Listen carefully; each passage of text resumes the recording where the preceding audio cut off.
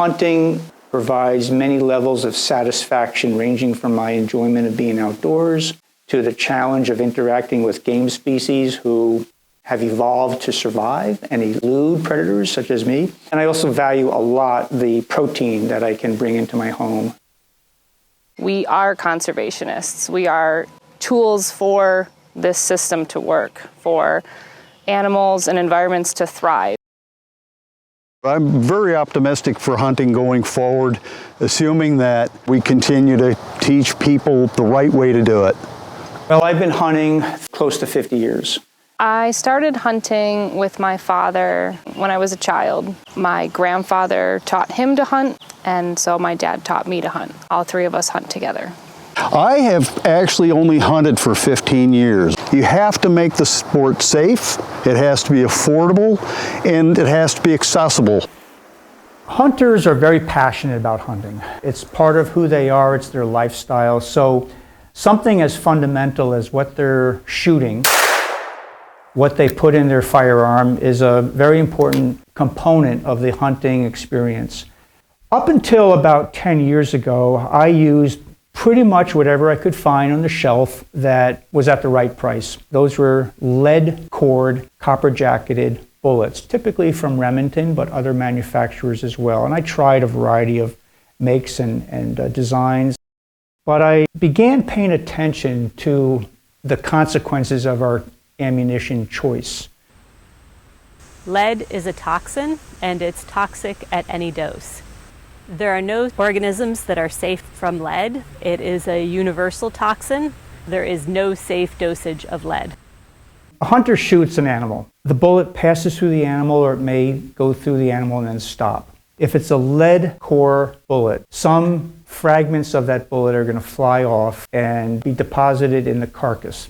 We know from X-rays that lead particles may go as far as 20 inches away from that wound channel into the edible portions of the animal. As a new deer hunter, my first thing I overlooked was my choice of ammo.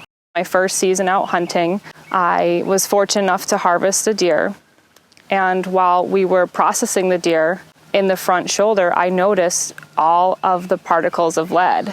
I didn't use that meat. I discarded it because I didn't feel comfortable consuming that. So I was using lead bullets to hunt with. This particular one I shot a few years ago. These pieces, they were in the hind quarter in the stakes. I had shot the deer through the rib cage right above the heart. So that piece of copper and lead both traveled through that entire deer. This is about 92 grains remaining of a 165 grain bullet. This thing lost almost half of its complete mass in that animal. Now I picked up and found these pieces, but where's the rest of it? The most common route of exposure for wild animals is through hunter ammunition that is left in carcasses or in gut piles in the field. Scavengers, such as bald eagles, can find those carcasses or those gut piles and then consume lead. Bald eagles can also expose the young eaglets to lead in the nest. The symptoms of lead poisoning depend on the amount of lead that is ingested or inhaled. Wildlife can be brought into rehabilitation centers if they're found sick or dying. Some of those animals can be treated, but more often than not, they succumb to the lead poisoning. So I use copper projectile or bullet. I do the same when I'm hunting with either shotgun, muzzle loader, or with a rifle. Cost comparison is always the big thing. What I find is that because I'm using a better quality round, that I might use the same box of shells for 2 or 3 years. What every hunter strives to do is to harvest whatever they hunt ethically with one good, accurate shot. This sabot that I have here, which is copper with a plastic tip, I can shoot hole in hole at 100 yards with consistency. I know that when I shoot this, it's not only going to hit where I aim it, but it's also going to cut through as it expands. What is a challenge for a hunter trying to find copper ammunition is availability.